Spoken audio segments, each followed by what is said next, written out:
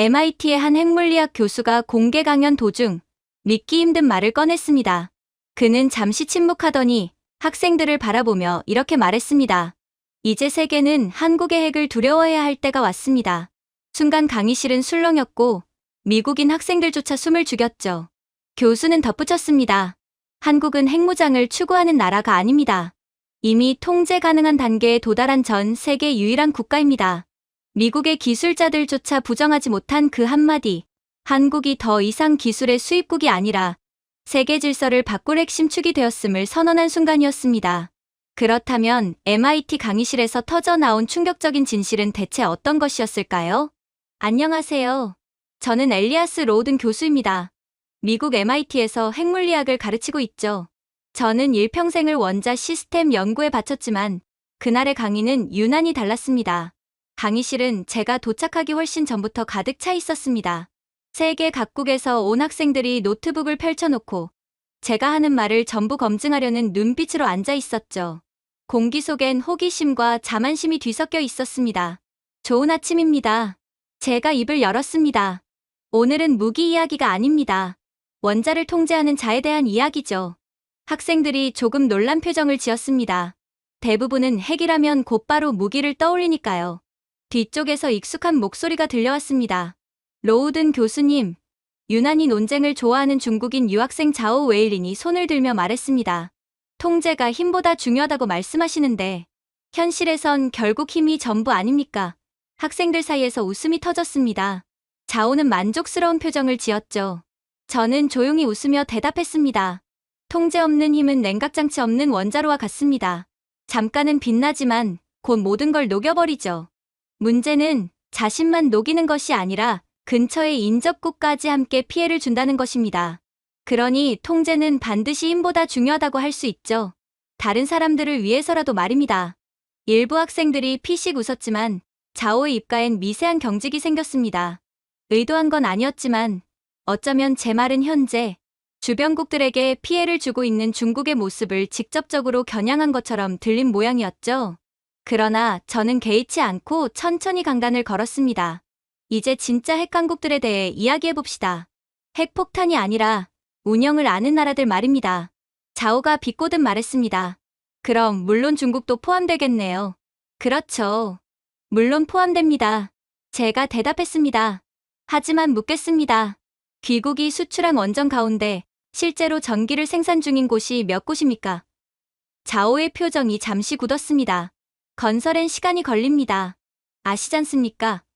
하지만 아무튼 중국의 기술력은 전 세계 최고이므로 최고의 결과를 이끌어내겠죠. 그렇겠죠. 그렇게 말할 줄 알았습니다. 중국의 수주를 맡긴 나라들은 전부 전기 생산에 실패했으니까요. 제가 고개를 끄덕였습니다. 아마도 완벽함에는 더 많은 시간이 필요하겠죠. 즉, 중국은 다른 국가를 책임지는 안정적인 원자력 기술을 가지려면 더 많은 시간이 필요하다는 말입니다. 이번엔 웃음이 자오 쪽을 향했어요. 저는 강의실을 둘러보며 말을 이었습니다. 여러분은 핵무기를 가진 나라만이 핵강국이라고 믿죠? 하지만 만약 제가 단 한 발의 핵무기도 없이 세계 최고의 원전 운영 능력을 가진 나라가 있다고 말한다면요. 원전 능력이 곧 핵무기의 능력과 직접적으로 연관되는 요소라는 것을 여러분들은 잘 아시지 않습니까? 강의실 안이 술렁였습니다. 수군거림과 비웃음이 동시에 퍼졌죠. 교수님, 말도 안 됩니다. 프랑스 출신 학생이 손을 들었습니다. 핵무기가 없으면 기술 지원도, 예산도, 정치적 영향력도 없잖아요. 즉, 아무튼 핵무기가 없으면 절대로 핵강국이라고 불릴 수 없다는 뜻입니다. 원자력 강국이라고 불릴 수도 없죠. 애초에 그런 원자력 기술을 개발할 만큼 존중을 받을 수조차 없으니까요. 약간은 모순적이지만 일단 핵 무장 허가를 받아야 원자력 강국이든 핵 강국이든 될 수가 있는 것입니다. 자오가 끼어들었습니다. 맞습니다. 핵이 없으면 아무도 두려워하지 않죠. 두려움이 곧 존중입니다. 그렇기에 전 세계가 중국을 존중하는 거죠. 저는 팔짱을 낀 채 조용히 웃었습니다. 두려움은 침묵을 만들 뿐입니다. 하지만 원전은 침묵이 아니라 신뢰로 돌아갑니다. 강의실이 조용해졌습니다. 그럼 상상해봅시다. 제가 말을 이었습니다. 한 나라가 있습니다. 그들은 원전을 설계하고, 짓고, 수출하며 예산도 일정도 단 한 번도 어기지 않았습니다. 게다가 세계 최고 수준의 가동률을 유지하고 있죠. 그런데 그 나라엔 핵무기가 없습니다. 자오가 피식 웃었습니다. 불가능하죠. 핵이 없는 나라가 핵 원자력 강국이라니. 그건 아이가 계산기를 들고 자신을 물리학자라 부르는 꼴입니다. 학생들이 폭소했습니다. 저는 미소 지으며 말했습니다. 그렇다면 자존심 대신 데이터를 한번 보시죠. 다시 웃음이 터졌습니다. 이번엔 자오가 굳었습니다. 교수님, 결국 핵의 영향력은 군사력 아닙니까? 한 여학생이 물었습니다. 그랬죠. 제가 고개를 끄덕였습니다. 하지만 시대가 변했습니다. 이제 국가는 힘이 아니라 신뢰를 수출합니다. 원자력을 위해 수조 달러를 투자하는 나라들은 공포가 아니라 완성도를 사죠. 자오가 고개를 저었습니다. 핵이 없는 나라를 누가 믿습니까? 보호막 없이는 아무 의미 없습니다. 보호막은 일시적이지만 제가 말했습니다. 신뢰는 영원합니다. 학생들이 조용히 고개를 들었습니다. 지금 세계에서 가장 많은 원전을 짓는 국가들이 그 나라와 계약하고 있습니다. 이유는 단 하나예요. 그들은 약속을 지키기 때문입니다. 정말 놀랍게도 그 한 나라 말고는 그 어떠한 나라도 약속을 지키지 않죠. 자오가 비웃었습니다. 또 한국 이야기군요. 인정하겠습니다. 한국은 휴대폰은 잘 만들죠. 하지만 그건 물리학이 아니라 조립기술입니다. 이번엔 학생들의 웃음이 더 컸습니다. 저는 잠시 그 웃음을 기다렸다가 조용히 말했습니다. 한국을 조롱하던 나라들이 지금 그들의 납기 일정표를 보고 배우고 있습니다. 자오가 팔짱을 끼며 말했습니다. 핵무기도 없으면서 강국이라니 교수님도 농담을 좋아하시네요. 농담이라면 좋겠네요. 제가 웃었습니다. 하지만 지금 세계는 그 농담 속에서 전기를 얻고 있습니다. 자오는 마지막까지 버텼습니다. 그럼 교수님, 그는 물었습니다. 핵무기 없는 나라가 어떻게 진짜 강국이 될 수 있습니까? 한국을 좀 보세요. 핵무기도 없으니까 매일같이 중국이 굽신대고만 있는 거잖아요. 저는 조용히 대답했습니다. 글쎄요. 힘이 아니라 통제를 아는 나라는 남의 나라에 굽신댈 필요가 없는걸요? 사실 저는 알고 있었습니다. 태평양 건너 조용한 나라 하나가 이미 세상의 기준을 바꾸고 있다는 사실을요. 그래서 더욱 확신을 가졌던 거였어요. 그러나 이쯤 했으면 알아들었을 거라 생각했던 자오는 도저히 포기할 줄을 몰랐어요. 그는 자신만만한 미소를 지으며 큰 소리로 외쳤거든요. 로우든 교수님, 그렇다면 제가 증명해 보이겠습니다. 중국의 원전 산업은 세계 최고입니다. 하지만 교수님도 한국에 대해 증명을 하셔야 할 것입니다. 그는 제 허락도 없이 벌떡 일어나 마치 회담장의 선 장군처럼 말을 이어갔습니다. 중국은 속도와 기술을 모두 갖췄습니다. 건설 속도는 미국보다, 프랑스보다, 심지어 당신이 말한 그 기적의 나라 한국보다도 빠릅니다. 학생들 사이에서 피식 웃음이 터졌습니다. 저는 팔짱을 끼고 담담히 말했습니다. 속도라, 자오, 그건 자동차 사고를 설명할 때도 쓰이는 단어입니다. 안정적인 기술력이 확보되어 있지 않다면 속도는 전혀 의미가 없어요. 강의실 곳곳에서 웃음이 새어나왔습니다. 자오의 표정은 미묘하게 굳었지만 그는 계속 밀어붙였습니다. 중국은 1대1로 프로젝트로 파키스탄, 방글라데시, 아르헨티나의 원전을 세웠습니다. 서방이 수십 년을 고민하던 일을 절반의 예산과 2배의 속도로 끝냈죠. 그는 프레젠테이션을 넘기며 열변을 토했습니다. 슬라이드마다 효율성, 혁신, 미래 같은 단어가 붉은 글씨로 번쩍였습니다. 그가 숨을 고르자 저는 천천히 물었습니다. 좋습니다. 그럼 자오, 다시 말하지만 그 원전들 중에 목표치만큼 전기를 생산한 원전은 몇 기입니까? 하나도 없죠. 속도라고 하셨나요? 그럼 다시 묻죠. 그 기적의 프로젝트들 가운데 제때 완공된 건 몇 개입니까? 자오는 비웃듯 대답했습니다. 모두입니다. 중국은 지연되지 않습니다. 우리는 납기일을 지킵니다. 저는 미소를 지었습니다. 그 자신감, 아주 좋군요. 그리고 칠판에 2단어를 적었습니다. 카라치 K2 그리고 K3. 이게 당신이 자랑하는 파키스탄 프로젝트죠. 그렇습니다. 자오가 당당히 외쳤습니다. 중국 기술력의 상징이죠. 저는 프로젝터를 켜고 국제원자력기구의 공식 데이터를 띄웠습니다. 착공은 2015년, 완공 목표는 2019년. 하지만 실제 가동은 2021년이었습니다. 2년 지연이죠. 학생들 사이에서 수군거림이 일었습니다. 저는 이어 말했습니다. K3는 더 늦었습니다. 계획은 2020년, 완공은 2023년. 3년 지연입니다. 이게 리더십입니까? 아니면 압박 속의 학습입니까? 심지어 중국은 파키스탄을 협박해서 지연됨으로써 상승한 건설비를 대거 뜯어냈잖아요. 자오의 얼굴이 굳었습니다. 그건 외부 요인 때문입니다. 공급망 문제, 팬데믹, 서방의 제재. 저는 고개를 저었습니다. 그렇다면 타이산 1호기는 어떻습니까? 2021년에 방사능 누출로 가동 중단됐죠. 프랑스 파트너사는 설계 결함이라고 밝혔습니다. 제재 때문은 아니었을 텐데요. 그건 중국의 기술력 부족 때문이죠. 강의실 안이 술렁였습니다. 뒤쪽 학생이 낮게 중얼거렸습니다. 그거 뉴스에 다 나왔던 건데 자오의 얼굴이 붉게 달아올랐습니다.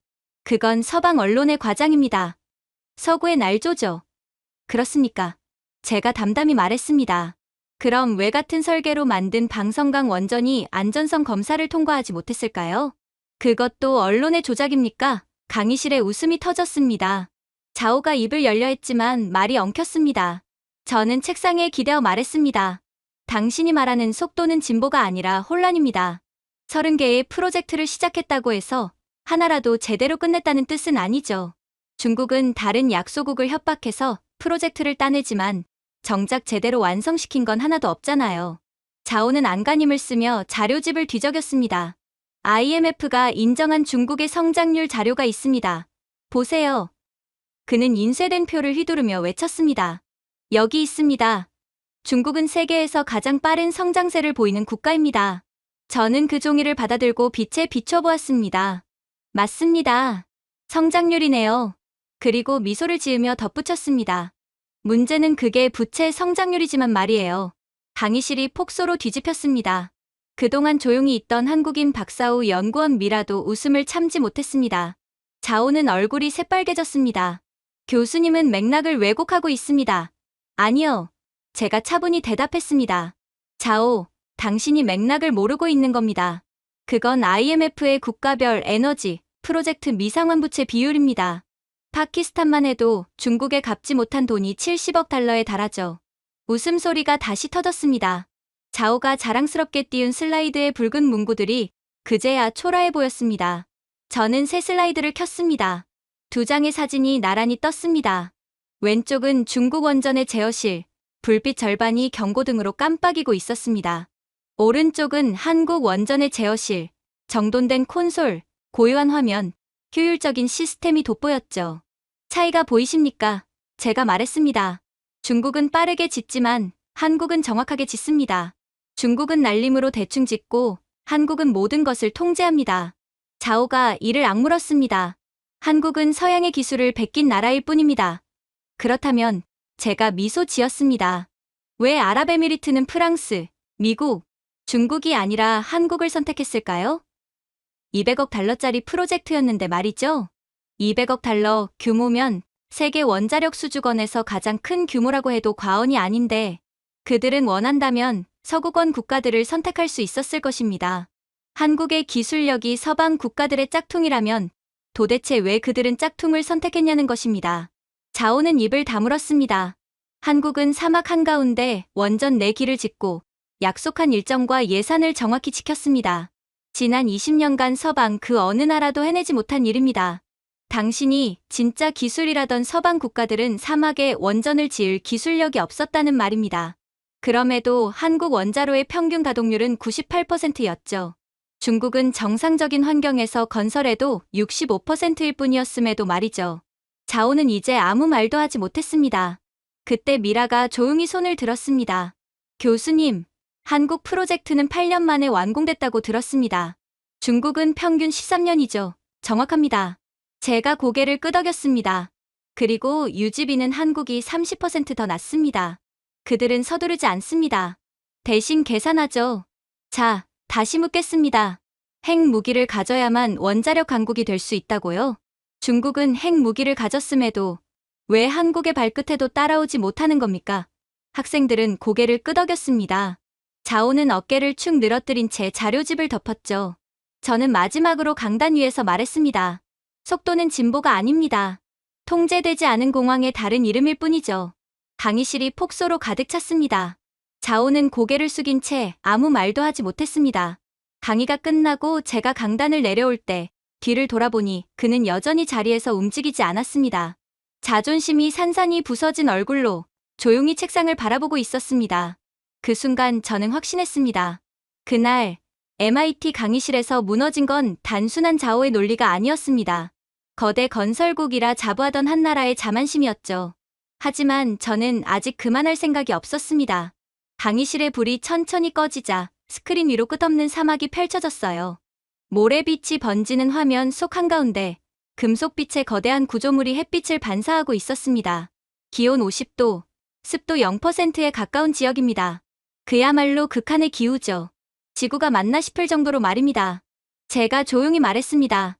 다시 말하지만 한국은 그곳에서 4기의 원전을 단 한 번의 지연도 없이 완공했어요. 학생들의 시선이 스크린에 꽂혔습니다. 자오도 손끝에 펜을 멈췄습니다. 화면이 전환되자 하얀 헬멧을 쓴 한국 기술자들과 아랍에미리트 관리들이 함께 웃고 있는 사진이 나타났습니다.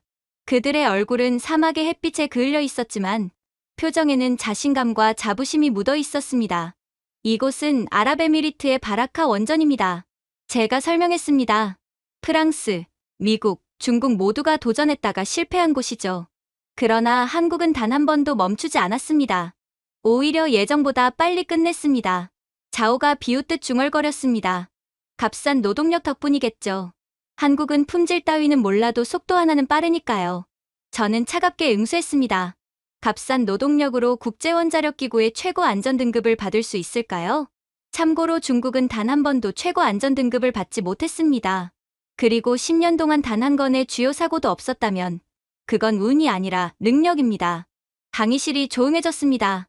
한국은 첫 번째 원전을 2012년에, 마지막 4번째 원전을 2020년에 완공했습니다. 계획은 10년, 실제는 8년. 예산 초과율은 1% 미만이었죠. 서방 전문가들은 이걸 불가능이라 말했습니다. 하지만 결과는 그 반대였습니다. 한국은 불가능을 해냈던 것이죠. 학생들이 웅성거렸습니다. 자오가 억지로 웃었어요. 그건 우연이죠. 다른 기후나 환경에서는 불가능할 겁니다. 예를 들어 스파네안이나 혹한의 지역이라면요. 저는 미소를 지으며 슬라이드를 넘겼습니다. 이번에는 눈 덮인 산과 푸른 바다가 보였습니다. 좋은 지적입니다. 자오. 여기 보이는 곳은 한국 동해안의 신고리, 신한울 원전입니다. 지진대 위에 있고 염분이 높은 바닷바람이 불며 겨울엔 영하 15도까지 떨어지죠. 이곳은 다른 개념의 지옥입니다. 지구상에 이런 극한의 환경을 가진 곳도 없을 테죠. 하지만 이곳에서도 한국은 일정대로 완공했습니다. 그리고 지금 그 설계는 유럽으로 수출되고 있습니다. 자오의 입가가 조금 굳었습니다. 저는 말을 이어갔습니다. 반면 프랑스의 플라망빌 3호기 2007년에 시작했죠. 지금이 2025년인데 아직도 가동 전입니다. 17년째입니다. 예산은 4배로 불어났고요. 중국의 타이산 2호기는 11년이 걸렸고 가동 첫 해부터 방사능 누출이 발생했습니다. 중국이 최악이죠. 어떻게 방사능이 누출될 수가 있나요? 이건 아주 기본적인 사항인데 말이에요. 영국의 힌클리 포인트 C는요. 6년째 지연 중입니다. 그런데 한국의 바라카는 예정보다 일찍 완공되어 지금 UAE 전력의 10%를 공급하고 있습니다. 강의실에 웃음이 터졌습니다. 자오는 의자에 살짝 몸을 기대며 입술을 깨물었어요. 한국은 속도를 쫓지 않습니다. 제가 천천히 말을 이었습니다. 정확함을 쫓죠. 용접 불량률 0.3%, 프랑스는 7%, 중국은 아예 공개하지도 않습니다. 추정치로는 18%, 최악 수준이죠. 자오가 낮게 중얼거렸습니다. 좋은 장비만 있으면 다 가능해요. 뭐 대단한 것도 아닌데 너무 과장하지 마시죠. 장비는 돈으로 살 수 있죠. 제가 대답했습니다. 하지만 책임감은 돈으로 못 삽니다. 프랑스는 하청업체를 탓했고 중국은 부품 회사를 탓했습니다. 한국은 스스로 문제를 발견하고 아무도 눈치채기 전에 고쳤습니다. 그래서 아랍에미리트는 유지보수 계약도 한국과 연장한 것입니다. 프랑스도, 미국도, 중국도 아니고요. 오직 한국만이 실패해서 배우고 개선하거든요. 다음 슬라이드엔 세계 지도 위에 빨간 점들이 나타났습니다. 이건 전 세계 원전 프로젝트의 지연 현황입니다. 평균 지연 기간 5.2년, 예산 초과율 180%. 이제 한국의 수치를 보세요. 평균 지연 기간 마이너스 0.6년. 즉, 일정보다 빨리 끝냅니다. 학생들 사이에서 감탄이 터졌습니다. 한국인 미라가 손을 들었어요. 교수님, 국제원자력기구 통계에서 일정보다 빨리 완공한 국가는 한국이 처음이라고 들었습니다. 맞습니다. 제가 고개를 끄덕였습니다.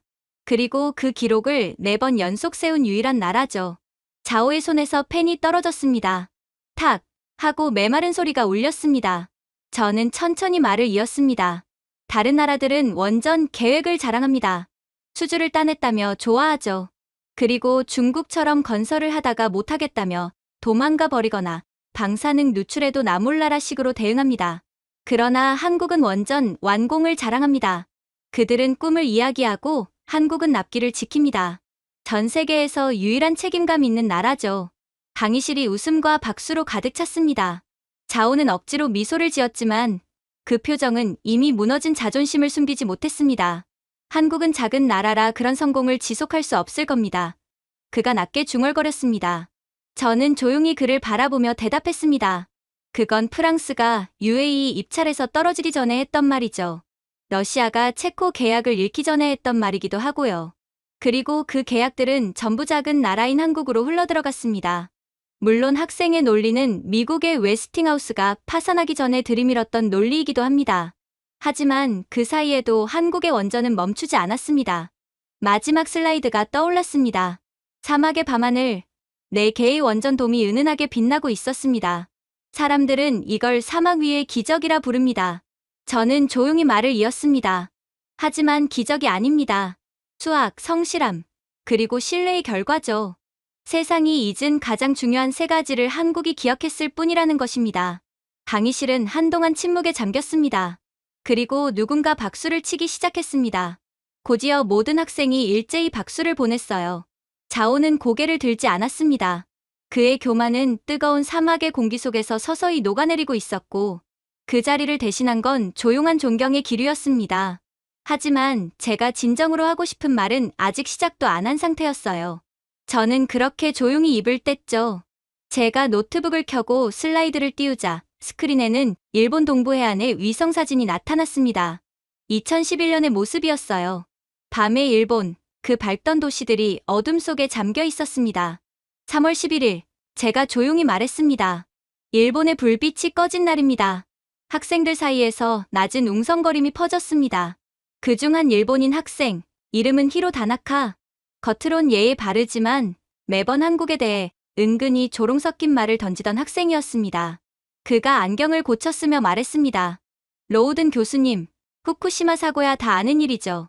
하지만 그걸 핵 기술의 우수성 강의에서 언급하신 이유가 뭡니까? 그건 실패 아닙니까? 저는 그를 바라보며 미소를 지었습니다. 맞습니다. 실패였죠. 제가 앞서 말씀드렸죠. 통제를 잃은 힘은 남에게 피해나 주기 마련이라고 말입니다. 일본은 명백히 다른 국가들의 피해를 줬어요. 하지만 그 실패가 더 큰 재앙으로 번지는 걸 막은 나라가 있습니다. 진정한 세계의 영웅이죠. 히로가 비꼬듯 웃었습니다. 미국입니까?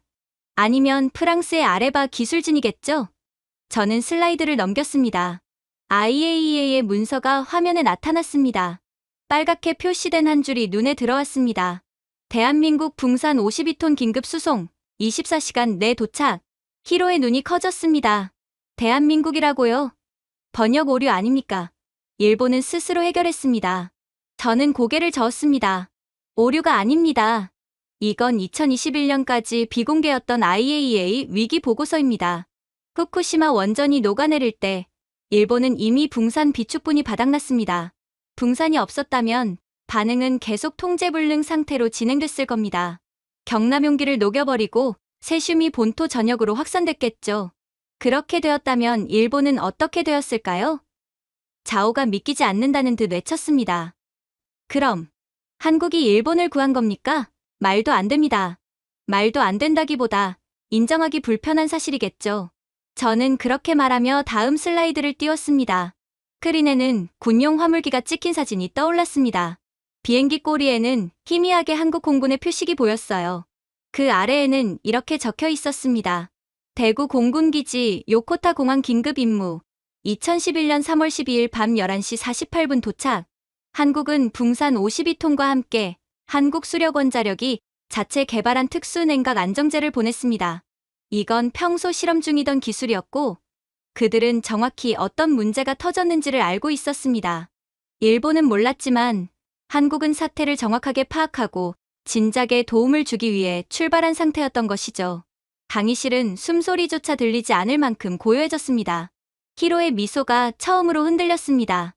하지만 우리 정부는 그런 말을 한 적이 없습니다. 그건 자존심이 고마움보다 컸기 때문입니다. 제가 말했습니다. 한국이 도와주지 않았다면 3월 13일 오전에 4호기까지 폭발했을 겁니다. 그땐 도쿄 전체가 대피구역이 되었을 겁니다. 인구 3천만 명이 피난하고 일본 경제는 완전히 붕괴했겠죠. 당신은 지금 미국에 유학을 와 있는 상태죠.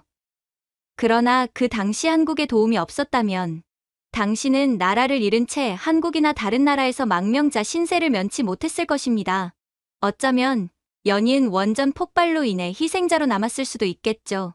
앞줄에 앉아있던 미라 박사가 조용히 손을 들었습니다. 교수님, 저희 연구팀도 그걸 분석했습니다. 당시 붕산 주입이 없었다면 도쿄만의 방사능 수치가 체르노빌의 3배에 달했을 겁니다. 강의실 안에서 탄성이 터져 나왔습니다. 히로의 펜이 손에서 떨어졌습니다. 체르노빌의 3배요? 그렇습니다. 제가 고개를 끄덕였습니다. 그것도 보수적인 추정치입니다. 다음 슬라이드에는 2장의 열화상 이미지가 나란히 떴습니다. 3월 12일에 하얗게 타오르는 반응로, 그리고 3월 13일에 안정된 주황빛 화면. 이 차이, 제가 말했습니다. 단 24시간. 그리고 붕산 52톤의 결과입니다. 자오가 낮게 중얼거렸습니다. 그럼 한국이 일본의 붕괴를 막았다는 건가요? 그렇습니다. 제가 고개를 끄덕이며 말했습니다. 한국 기술진이 일본의 제어 시스템을 원격으로 분석했고 위성통신으로 긴급 코드까지 수정했습니다. 당시 데이터 케이블이 전부 끊겨 있었거든요. 그런데 한국은 이미 비슷한 상황을 예측하고 있었습니다. 1999년 일본의 도카이 사고 이후 한국은 그 시나리오를 자체적으로 시뮬레이션했었죠. 일본보다 먼저 일본의 실수를 연구하고 대비했던 겁니다. 일본 정부는 손 놓고만 있을 때 한국은 이미 예상하고 일본 정부에 정보까지 보내줬어요. 물론 일본 정부는 일본의 기술력으로도 불가능한 것을 한국 따위가 알 수는 없다면서 무시해버린 상태였지만 말이에요. 히로의 목소리가 떨렸습니다. 그럼 그들이 없었다면 제가 글을 끊었습니다. 다시 말씀드리지만 그랬다면 지금의 일본 동부는 사람이 살 수 없는 땅이 되었을 겁니다. 엔화는 폭락하고 수출 산업은 무너지고 GDP 절반이 사라졌겠죠. 태평양은 오염되어 미국 캘리포니아 해안까지 방사능이 확산됐을 겁니다. 히로는 아무 말도 하지 못한 채 의자에 주저앉았습니다. 놀라운 건 단지 기술이 아닙니다. 제가 천천히 말을 이었습니다. 한국은 계산하지 않았습니다. 협상도 조건도 없었습니다. 그저 위기에 처한 이웃을 보고 즉시 정보를 전해주고 자신들을 무시한 그 국가를 위해 즉각적으로 움직였을 뿐입니다. 보도자료도 보상도 없었죠. 조용하고 정확했습니다. 스크린에는 마스크를 쓴 2명의 기술자가 나란히 손을 맞잡은 사진이 떴습니다. 하나는 한국인, 다른 하나는 일본인이었습니다. 역사는 종종 이런 조용한 능력을 기록하지 못합니다. 제가 말했습니다. 그러나 때로는 한 나라를 구하는 영웅은 스포트라이트가 아닌 그림자 속에 있습니다. 강의실은 숨막히는 정적에 잠겼습니다. 자오도 말이 없었고 모든 시선이 히로에게 향했습니다. 그가 천천히 일어섰습니다. 교수님, 전 몰랐습니다. 우린 늘 일본이 혼자 이겨냈다고 배웠습니다. 그걸 자랑스럽게 여겼습니다. 그래도 자랑스러워해도 됩니다. 제가 부드럽게 말했습니다. 복구는 용기였으니까요. 하지만 생존, 그건 다른 이의 선의 덕분이었죠. 물론 전 세계도 한국에 고마워해야겠죠. 일본의 침몰은 결국 원자력 방사능이라는 특성상 다른 국가들에도 큰 피해를 주었을 테니까 말입니다. 히로는 고개를 숙였습니다. 그럼 저는 제가 무시하던 나라에 제 생명을 빚지고 있었던 거군요. 미라가 조용히 미소 지으며 말했습니다. 존중은 자존심을 깎는 게 아니에요. 그것을 완성시키는 거죠. 지금이라도 인정하면 됐습니다. 어떤 국가의 사람들은 곧 죽어도 인정하지 않거든요. 히로는 아무 말 없이 자리로 돌아가 앉았습니다. 눈가가 붉게 젖어 있었고 스크린에 비친 원전의 불빛을 바라보았습니다. 그 불빛은 다시 살아난 일본의 상징이었지만 그 속에는 분명 한국의 손길이 남아 있었습니다. 그 순간 강의실은 전보다 훨씬 작고 조용하게 느껴졌습니다. 자존심은 사라지고 대신 진심 어린 존경이 그 자리를 메우고 있었습니다. 그렇게 쉬는 시간이 끝나고 강의가 다시 시작될 무렵 강의실의 분위기는 눈에 띄게 달라져 있었습니다. 자오는 여전히 지난번의 굴욕을 잊지 못한 듯했지만 이번엔 전략을 바꿨습니다. 이제 그는 직접적으로 한국을 공격하지 않았습니다. 대신 서방 국가들의 권위를 방패 삼아 비꼬기 시작했죠. 교수님, 그가 능글맞은 미소를 지으며 말했습니다. 아무리 그래도 미국과 프랑스가 기준 아닙니까? 한국은 그저 그들에게 배웠을 뿐이죠. 저는 미소를 지었습니다. 배웠다는 건 맞습니다. 하지만 배운다는 건 곧 의존한다는 뜻은 아니죠. 그럼 그 기준이라는 게 지금 어떤 모습인지 함께 보시죠. 저는 리모컨을 눌러 슬라이드를 바꿨습니다. 화면에 제목이 떴습니다. VC 서머 원전 프로젝트 미국 사우스캐롤라이나 당신이 말한 리더십의 대표 사례부터 보죠. 자오의 얼굴에서 미묘하게 웃음기가 사라졌습니다. 이건 미국이 원자력의 패권을 되찾겠다며 시작한 프로젝트였습니다. AP 천형 원자로 2기, 총 투자비 90억 달러. 그런데 결과는 제가 화면을 확대했습니다. 공사 40%에서 폐기, 90억 달러 손실 결국 파산했습니다. 수십 년 쌓아온 기술과 명성이 서류 한 장에 무너졌죠. 그리고 국민들은 전기를 받지도 못한 채 세금을 냈습니다. 강의실이 잠잠해졌습니다. 자오가 애써 말을 이어갔습니다. 그건 예외적인 사례입니다. 프랑스는 여전히 원자력의 자존심이잖아요. 저는 고개를 끄덕이며 슬라이드를 넘겼습니다. 좋습니다. 프랑스를 봅시다. 화면에는 눈 덮인 핀란드 해안이 떠올랐습니다. 올킬루오토 3호기 프랑스 설계, 핀란드 건설. 2005년에 착공됐죠. 완공은 2022년. 무려 17년. 예산은 7배 초과. 그때쯤이면 부품은 이미 구식이 되어버렸습니다. 학생들 사이에서 쓴웃음이 퍼졌습니다. 심지어 평소에 감정이 없던 미라 박사마저 조용히 한숨을 내쉬었습니다. 프랑스는 거대한 공학의 성당을 세웠지만 그 안에서 일할 사제를 잃었습니다. 지난 20년간 숙련 인력의 40%가 떠났고 그중 상당수는 지금 한국 원전 현장에서 일하고 있죠. 그것도 스스로 선택해서요. 왜일까요? 프랑스 엔지니어들은 혁신 없이 죽어가는 프랑스 원자력 기술에 희망을 잃었고 한국이 임금도 더욱 많이 주니 전부 한국으로 몰려든 것입니다. 기존의 세계 최강이었던 원자력 강국 프랑스의 핵심 엔지니어들이 한국에서 일하고 있다는 게 어떤 의미인지 모를 바보는 없을 테죠. 그럼에도 한국이 세계를 주도한다는 것을 인정하기 싫었던 자오는 끈질기게 중얼거렸습니다. 그는 중국의 명백한 한계를 알았고 이젠 자신의 마지막 자존심은 서구권 국가들이라고 생각하며 안쓰러울 정도로 억지를 부려댔죠. 그래도 서방은 결국 회복할 겁니다. 물론이죠. 제가 대답했습니다. 하지만 반성 없는 회복은 반복되는 붕괴일 뿐입니다. 잠시 침묵이 흐른 후 제가 덧붙였습니다. 미국이 한때 세계에 팔았던 기술, 지금은 한국 엔지니어들이 관리하고 있습니다. 핀란드의 프랑스형 원전 유지보수 절반도 서울에서 담당하고 있죠. 자오가 놀란 듯 물었습니다. 그럼 서방이 이제 한국에 의존한다는 말씀이십니까? 제가 미소 지었습니다. 아니요, 자오. 이제야 전 세계가 한국을 신뢰하기 시작한 겁니다. 그리고 제가 앞서 말했죠. 신뢰는 영원하다고 말이에요. 그리고 제 말은 자오의 자존심을 완전히 산산조각 내버렸습니다. 말도 안 돼. 결국 한국의 그 규율이라는 것도 중국에게 배운 거겠죠. 역사적으로 한국은 중국의 속국, 노예, 혹은 작은 부족에 불과했습니다. 그런 나라가 뭐 어쩌고 저쩌. 아무래도 당신도 한국의 돈을 받고 한국의 기적이나 갈아주는 노인네일 뿐이군요. 순식간에 강의실이 조용해졌습니다. 늘 침착하던 미라조차 얼굴을 들며 그를 바라봤어요. 자오는 목소리를 높였습니다. 솔직히 말해서 그렇지 않습니까? 한국의 문화, 문자, 예의, 모두 중국에서 온 거죠. 그들의 근면함도 결국 중국에 대한 오랜 복종의 결과 아닙니까? 저는 그의 말을 끊지 않았습니다. 대신 미라를 바라보며 말했습니다. 권 박사, 의견이 있으신가요? 미라는 천천히 자리에서 일어났습니다. 그녀의 표정은 부드러웠지만 그 눈빛에는 단단한 확신이 깃들어 있었어요. 자오 씨, 당신은 겸손과 복종을 혼동하고 계십니다. 그 한마디에 강의실의 공기가 멈췄습니다. 한국은 중국의 속국이었던 적이 없습니다. 만약 그랬다면 증거를 제시하세요. 하지만 저는 증거를 제시할 수 있어요. 실제로 중국의 고대 국가인 한, 수, 당 등 수많은 왕조가 침략했지만 고대 한국은 그 어느 한 번도 언어를 잃거나 이름을 잃거나 정체성을 잃은 적이 없습니다. 우리는 침략을 당했지만 굴복한 적은 없습니다. 자오가 비웃으며 말했습니다. 과장이 심하시군요. 사실입니다. 미라가 단호히 말했습니다. 역사적으로 한반도는 600번이 넘는 침략을 받았습니다. 하지만 우리는 살아남았죠.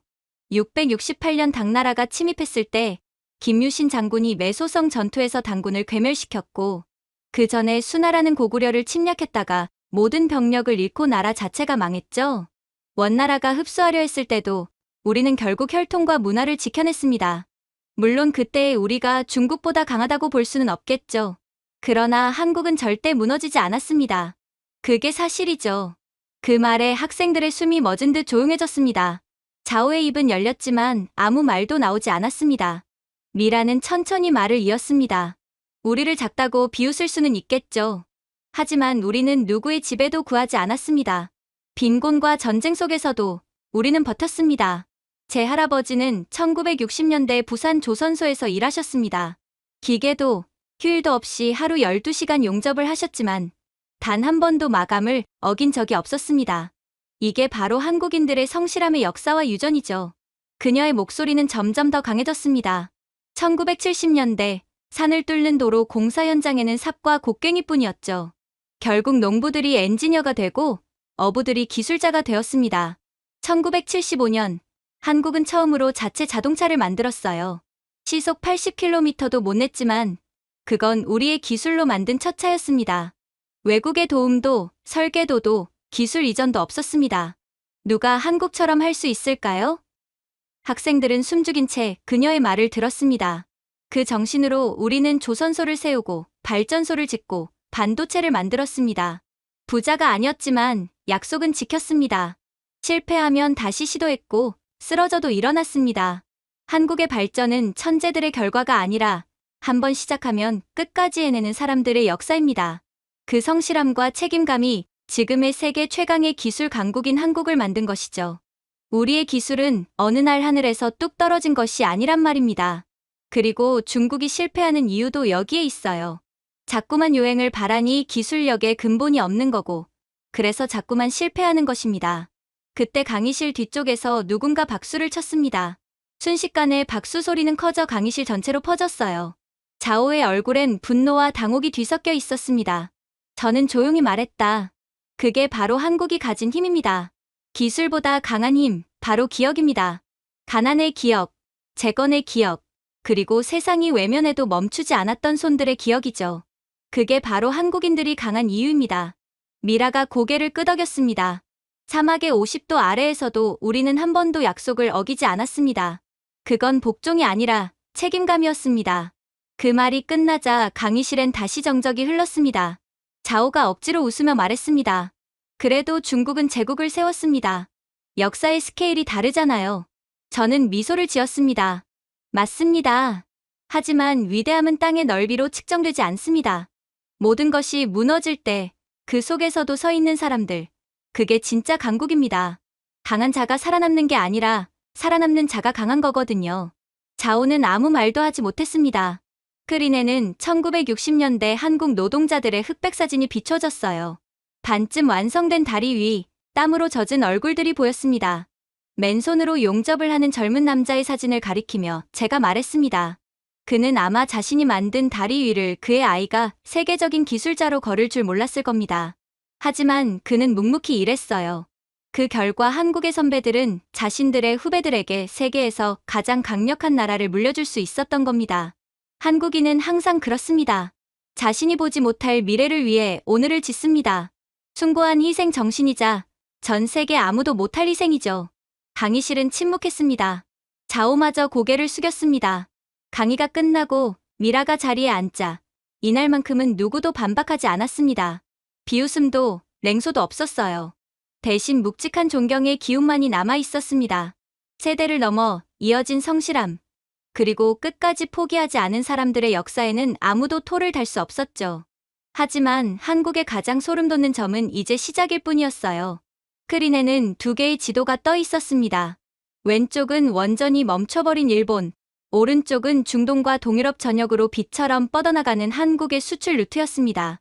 같은 꿈을 가졌던 두 나라가 어떻게 다른 길을 걷게 되었는지를 이야기해 봅시다. 다른 일본인 학생 하루토가 손을 들었습니다. 교수님, 그래도 일본은 여전히 원전 안전과 정밀 기술의 선도 아닙니까? 후쿠시마 이후 일본은 신중함을 택했다고 들었어요. 신중함일까요? 제가 고개를 갸웃했습니다. 아니면 두려움입니까? 하루토의 눈썹이 찌푸려졌습니다. 우리는 한국처럼 돈을 줬지 않습니다. 생명을 우선합니다. 미라가 조용히 말을 이었습니다. 하지만 일본은 그 생명을 지킨다는 이유로 14년 동안 멈춰 있죠. 두려움은 생명을 구하지 못합니다. 그저 발전을 멈출 뿐이에요. 저는 슬라이드를 넘겼습니다.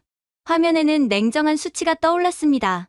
일본 2011년 이전 54기 원전 보유, 2025년 현재 가동률 0%, 한국 24기 원전 100% 재가동 중, 해외 건설 중 8기.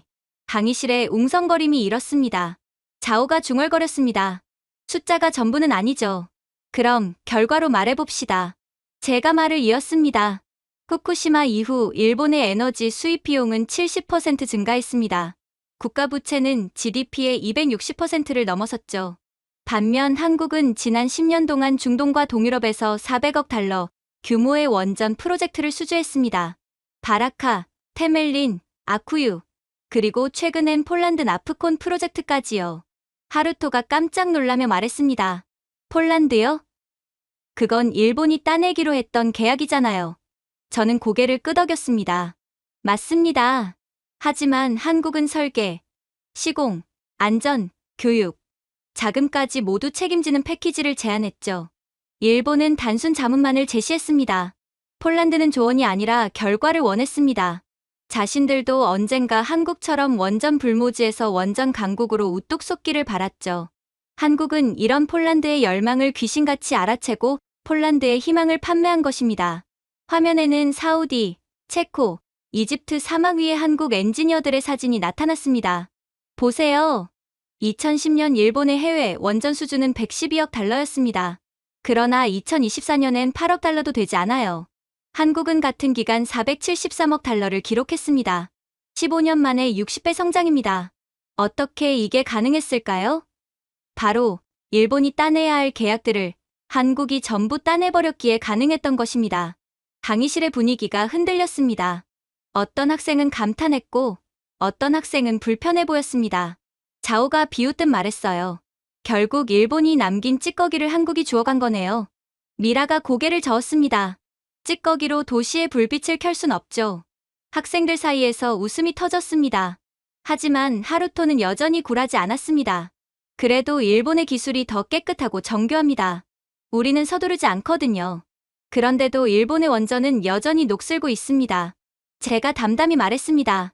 한국의 원전은 UAE 전체 전력의 절반을 공급하죠. 일본은 두려움 때문에 멈췄지만 한국은 그 두려움을 안전 설계로 극복했습니다. 그러니 한국은 발전할 때 일본은 정체되어 있기만 한 거죠. 위기를 정면 돌파하는 국가와 위기의 상황에 그대로 꺾이며 포기하는 국가의 차이입니다. 일본은 모든 원전을 멈췄습니다. 그 대신 2천억 달러어치의 LNG를 중동에서 수입했죠. 아이러니하게도 그 연료를 공급한 나라들이 지금은 한국과 함께 원전을 짓고 있습니다. 학생들이 웃음을 터뜨렸습니다. 미라가 덧붙였어요. 국제 유가가 치솟을 때도 한국의 원전은 멈추지 않았어요. 산업을 돌리고 전력을 안정시키고 데이터 센터를 가동했죠. 그건 행운이 아니라 성실함과 용기의 결과예요. 다음 슬라이드는 GDP 성장률 그래프였습니다. 2011년 이후 일본 플러스 3%, 한국 플러스 52%. 일본의 가계소득은 10년째 정체였지만 한국의 소득은 2배로 늘었습니다. 결과가 보이시죠? 제가 말했습니다. 일본의 전자 대기업들은 사라졌습니다. 도시바는 파산했고 히타치는 후퇴했습니다. 반면 한국은 삼성과 현대가 세계 수출의 7%를 차지합니다.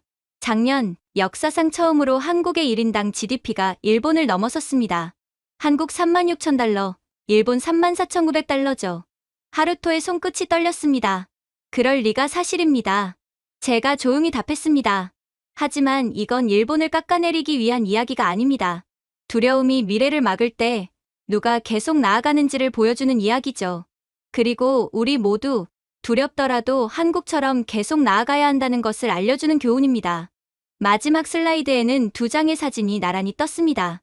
2024년 일본 니가타의 녹슨 원전과 이집트 사막에서 불빛 아래 콘크리트를 붓는 한국 엔지니어들의 모습이었습니다.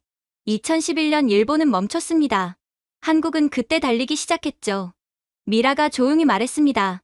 그리고 지금도 달리고 있습니다. 그 대비는 너무나 뚜렷했습니다. 하나는 기억에 갇혔고 하나는 기억으로부터 힘을 얻고 있었죠.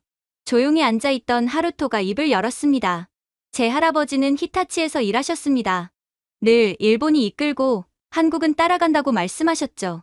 하지만 이제는 바뀐 것 같습니다. 어떻게 한 세대 만에 그 엄청난 격차가 추월당한 건지. 결국 그는 수업이 끝날 때까지도 다시는 말을 잇지 못했습니다. 그러나 일본 학생들이 침묵하니 이젠 중국 학생이 문제였어요. 저는 매 강의마다 객관성을 지키려고 노력했어요. 그러나 사실은 사실이었습니다. 다음 강의는 한 장의 지도로 시작되었는데 중국의 해외 원전 진출 노선이 붉은 선으로 이어져 있었습니다. 베이징에서 카라치, 나이로비, 부에노스아이레스로 뻗어 있는 그 선들은 멀리서 보면 거대한 영향력의 망처럼 보였지만 가까이서 보면 실패의 흔적이었죠. 케냐, 사업 중단, 파키스탄, 공사 지연, 아르헨티나, 철회. 제가 천천히 읽으며 말하자 강의실은 잠시 정적에 잠겼습니다. 세계 대륙. 하지만 완공된 원전은 단 하나도 없습니다. 자오가 몸을 앞으로 숙이며 소리쳤습니다. 교수님은 사실을 왜곡하고 있습니다. 그건 일시적인 지연일 뿐이에요. 서방이 중국의 부상을 두려워하기 때문입니다. 저는 조용히 미소를 지었습니다. 아무도 중국의 기술력을 두려워하지 않습니다. 자오. 곧 무너질 불안정한 기술을 누가 두려워하겠어요? 학생들 사이에서 웃음이 터졌습니다. 그러나 자오는 책상을 내리치며 외쳤습니다. 그건 질투입니다. 아무도 중국보다 빨리 짓지 못하니까요. 빨리. 제가 화면을 가리켰습니다. 그 빨리의 결과를 함께 봅시다. 화면에는 녹슨 철골 구조물과 금이 간 콘크리트가 차례로 나타났습니다. 파키스탄 차슈마 프로젝트, 케냐 무안가 원전 부지, 그리고 절반만 완공된 돔 위로 증기가 새어나오는 영상. 공식적으로만 30억 달러의 손실입니다. 제 목소리는 낮았지만 강의실은 숨을 죽였습니다. 미라가 조용히 물었습니다. 무슨 일이 있었던 건가요? 중국은 콘크리트를 굳히기도 전에 다음 공정을 강행했습니다. 빨리 하려고 기본을 무시한 것입니다. 제가 답했습니다. 중국은 정치 일정에 맞추려고 방사선 차폐 공정을 생략했죠. 그리고 누출이 일어났습니다. 자오의 눈이 커졌습니다. 허위입니다. 그런 누출은 없었어요. 저는 슬라이드를 넘겼습니다. 화면에는 2019년 10월 신장 핵기지 C3라고 찍힌 미군 정찰 위성 사진이 떴습니다. 사막 위로 희미한 회색 연기가 길게 뻗어 있었어요. 중국은 이것을 정상적인 배기 시험이라 발표했습니다. 하지만 일본 방사능 관측소는 평소보다 18배 높은 수치를 기록했죠. 서방 위성은 이를 모두 촬영했고 곧바로 중국 국영 언론은 관련 기사를 전부 삭제했습니다. 미국의 위성 기술력이 없었다면 중국의 언론 통제가 효과가 있었겠죠. 하지만 이제 중국은 현실을 숨길 수 없습니다. 강의실은 얼어붙은 듯 조용해졌습니다. 자오가 부르르 떨며 말했어요. 그건 증거가 아닙니다. 구름은 누구나 조작할 수 있죠. 그럼 사람 얘기를 해봅시다. 제가 냉정하게 말했습니다. 파키스탄 차슈마 원전의 현장 노동자들이 방사능 오염 토양을 맨손으로 묻으라는 명령을 받았습니다. 그중 7명이 방사능 피폭으로 사망했죠. 유족들에게는 보상금 대신 입 다물라는 협박이 돌아갔습니다. 놀랍게도 파키스탄 정부의 협박이 아닌 중국 정부의 협박이었죠. 미라의 목소리가 떨렸습니다. 그걸 덮어버린 건가요? 아무 보상도 없이요. 그렇습니다. 제가 대답했습니다. 지역 기자들은 체포되었고 사건은 보도되지 않았습니다. 하지만 미국의 위성은 잊지 않았습니다. 그리고 유족들도 잊지 않았습니다. 모든 증거가 명백하다는 뜻이죠. 자오는 격앙된 목소리로 외쳤습니다. 거짓말이에요. 서방이 꾸며낸 모략일 뿐이에요. 저는 자오를 똑바로 바라보며 말했습니다. 그럼 이건 어떻게 설명하죠? 다음 슬라이드에는 흑백 영상이 재생되었습니다. 작은 폭발, 불기둥, 그리고 혼란 속에 달아나는 노동자들. 2021년 콩고 분지 원전. 중국과 콩고가 1대1로 명목으로 공동 건설하던 시설입니다. 사실상 중국이 소국인 콩고를 협박해서 억지로 하게 된 원전 사업이었죠. 결과요? 기록상 압력 밸브 고장이라 했지만 폭발 패턴은 노심 불안정의 전형이었습니다. 중국 기술력의 불안정, 그리고 난림 공사가 화를 부른 것입니다. 책임감의 부재와 성실함의 부재가 무고한 인명사고를 낳은 것이죠. 학생들 사이에서 탄식과 웃음이 섞인 숨소리가 터졌습니다. 압력 밸브 고장이라니요. 미라가 중얼거렸습니다. 그건 란저우 사고 때도 같은 변명이었잖아요. 중국은 실패를 통해 배운 것이 단 하나도 없군요. 그래서 늘 정체되어 있을 뿐이고 허세와 과장으로 전 세계를 속이기만 할 뿐입니다. 맞습니다. 제가 고개를 끄덕였습니다. 모든 재난에 같은 이유를 붙이는 건 설명이 아니라 변명이죠. 자오가 손을 떨며 말했습니다. 모든 나라의 사고는 있습니다. 그럼 투명성을 비교해봅시다. 제가 목소리를 낮췄습니다. 2019년 한국 울진 3호기에서 냉각 펌프 이상이 있었을 때 한국은 24시간 내에 모든 데이터를 공개했습니다. 그래서 큰 피해를 막을 수 있었죠. 반면 중국 하이양 원전이 정지했을 때는 2달간 침묵이었죠. 중국 국민은 아무것도 몰랐습니다. 아무것도 모른 채 2달 동안 전기를 사용할 수 없었어요. 프랑스 금속 수입업체가 방사성 동위원소 이상을 감지하고서야 세상이 알게 되었습니다. 프랑스 업체가 폭로하지 않았다면 아마 해당 지역의 중국 국민들은 1년이고 10년이고 전기를 사용할 수 없었을 거예요. 그 정도로 중국은 자신들의 국민들보다 보여주기에 미쳐 있죠. 학생들의 표정이 굳어졌습니다. 자오, 제가 조용히 말했습니다. 당신은 그것을 국가의 자존심이라 부르지만 나는 국가적 기억 상실이라 부릅니다. 뭐가 잘못되었는지 아직도 이해를 못하나요? 자오는 말을 잇지 못했습니다. 그리고 안에 분노에 찬 눈빛으로 소리치더군요. 중국이 안전하게 짓지 못한다고요? 우리의 속도와 규모를 봐요. 속도, 규모 인정합니다. 제가 고개를 끄덕였습니다. 하지만 정밀함은요? 물리학은 자존심을 존중하지 않습니다. 계산을 속이면 결국 중력이 그 대가를 걷어갑니다. 강의실은 완전히 조용해졌습니다. 그리고 제가 덧붙였습니다. 멜트다운을 숨기는 정부는 더 이상 인류의 에너지 미래를 논할 자격이 없습니다. 자국민이 방사능에 휩쓸려 죽든 전기를 이용하지 못하고 구석기 시대의 인류처럼 살든 아무런 관심도 없는 정부는 절대로 정상적이라고 불릴 수 없어요. 자오는 아무 말도 하지 못했습니다. 그의 펜이 바닥에 떨어졌지만 그는 줍지도 않았습니다. 화면에는 여전히 위성 데이터와 사막의 흉터가 겹쳐져 있었습니다. 과학은, 제가 마지막으로 말했습니다. 국기를 흔들기 위한 수단이 아닙니다. 인류를 지키기 위한 책임입니다. 그리고 한국만이 그 책임을 기억하고 있어요. 전 세계에서 유일하게 말입니다. 그리고 이젠 그 고집세던 자오조차 아무 말도 하지 못했죠. 그리고 그렇게 그날 수업은 종료되었습니다. 그러나 며칠 뒤 정말 충격적인 사건이 터지고 말았죠. 모든 뉴스 화면에 같은 문장이 떠올랐습니다. 트럼프, 한국의 핵 추진 잠수함 개발 공식 허용. 그리고 소식이 전해진 다음 날 수업에서 강의실의 공기가 바뀌었습니다. 학생들은 숨을 죽였고 저 역시 잠시 말을 잇지 못했습니다. 이내 조용히 입을 열었습니다. 이건 단순한 발표가 아닙니다. 역사의 분기점입니다. 자오가 비웃듯 말했습니다. 분기점이라뇨? 그건 쉬울 뿐이죠. 미국은 언제나 동맹을 믿는 척할 뿐이에요. 미라가 앞을 바라보며 부드럽게 말했습니다. 아니요. 이번엔 신뢰가 아니라 오판이에요. 저는 고개를 끄덕였습니다. 맞습니다. 트럼프는 허락을 준다고 생각했겠죠. 하지만 한국은 애초에 그 허락이 필요 없었습니다. 학생들 사이에서 웅성거림이 퍼졌습니다. 제가 프로젝터 화면을 바꾸자 사진이 나타났습니다.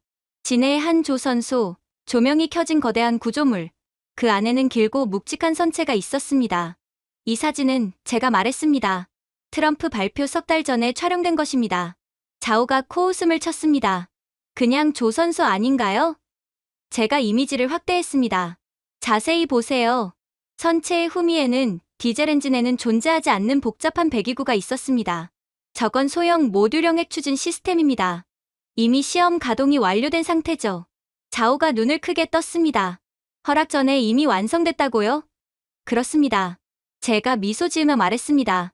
한국은 미국의 승인을 기다린 게 아니라 세계가 깨닫기를 기다린 겁니다.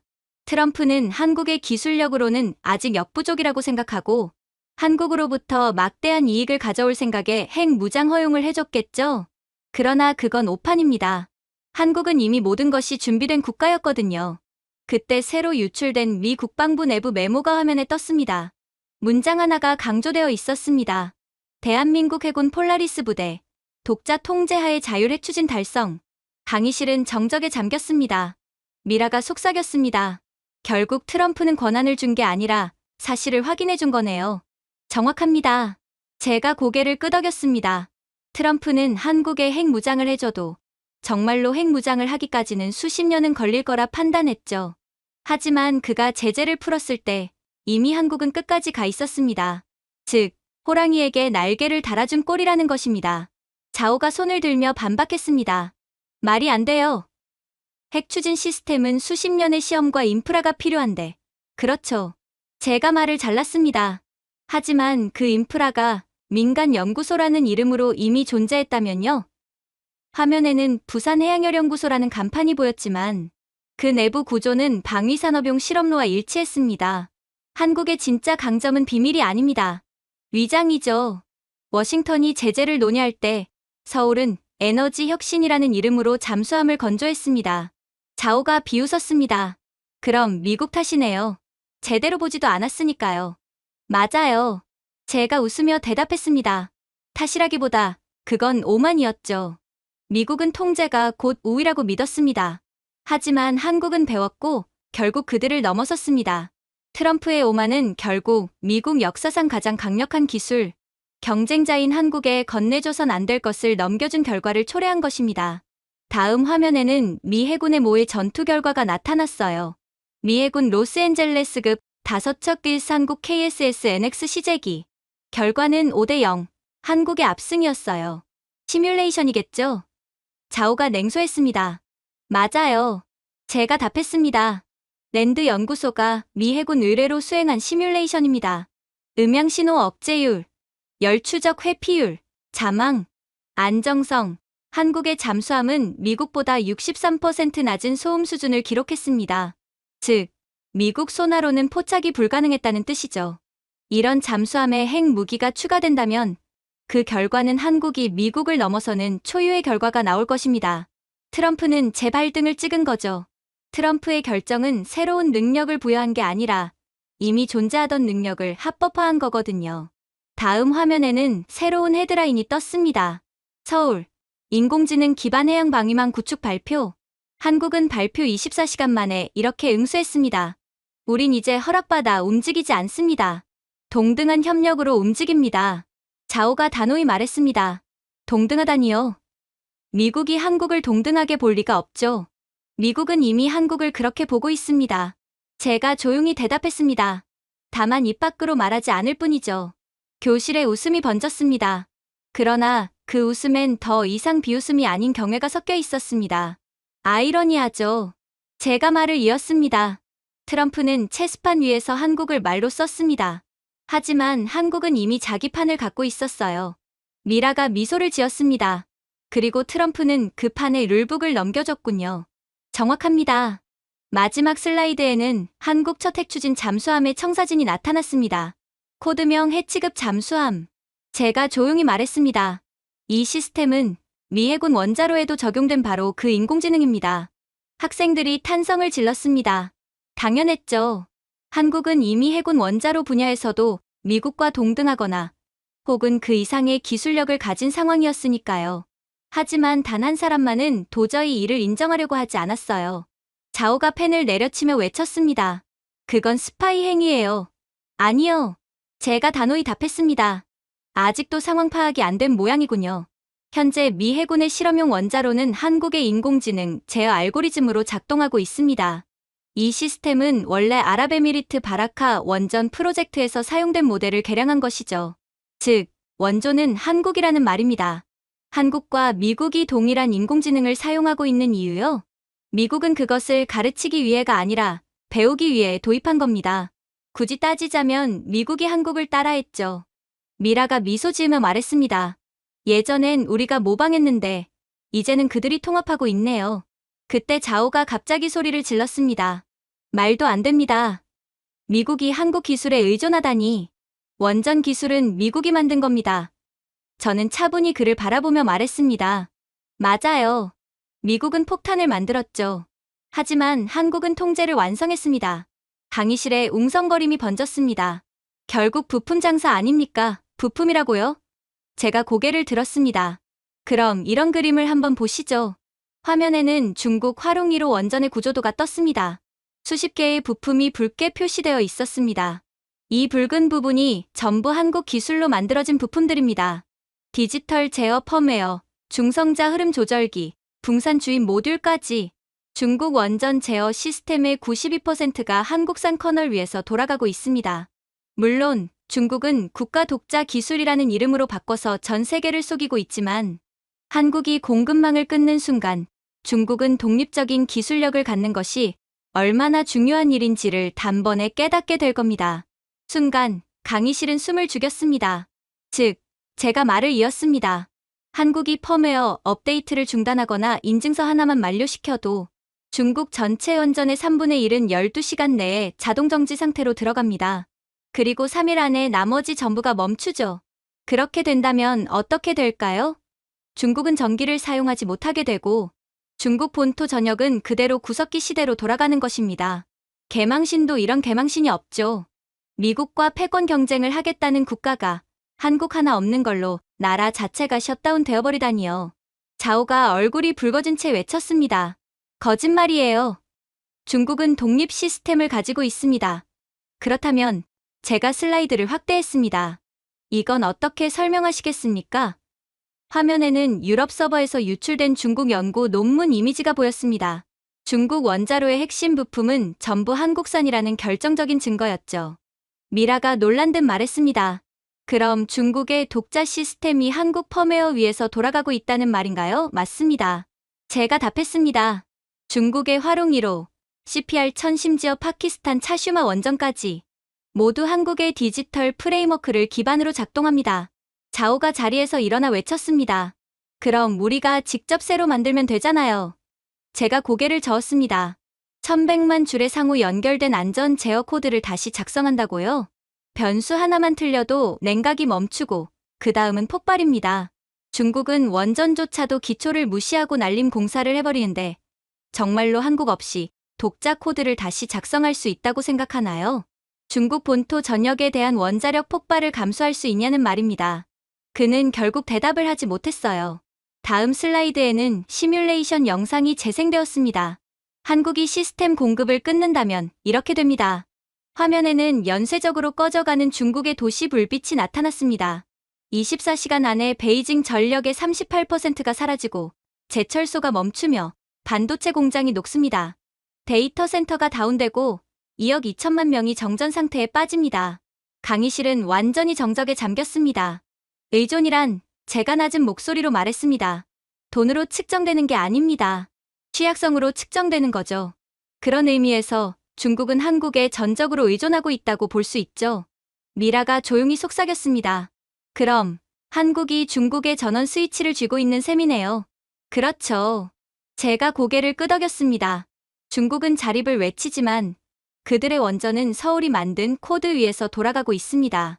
자오가 이를 악물었습니다. 그럼 한국은 왜 우리를 돕습니까? 왜냐하면 진정한 힘은 지배가 아니라 안정이기 때문입니다. 한국은 지배하려 하지 않습니다. 신뢰를 설계하죠. 그래서 전 세계가 한국을 믿는 겁니다. 우린 중국이에요. 그가 중얼거렸습니다. 우린 누구에게도 의존하지 않습니다. 제가 조용히 대답했습니다. 그럼 왜 부산의 한 중소기업이 펌웨어를 업데이트하면 당신 나라의 터빈이 멈추는 걸까요? 자오는 아무 말도 하지 못했습니다.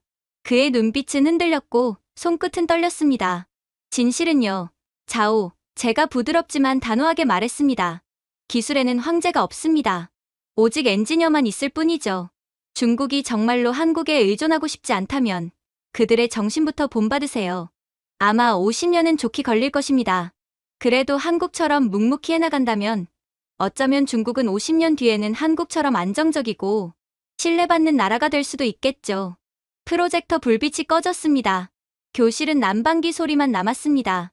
아이러니하게도 MIT 실험 원자로에 쓰이는 제어 모듈 또한 한국산이었죠.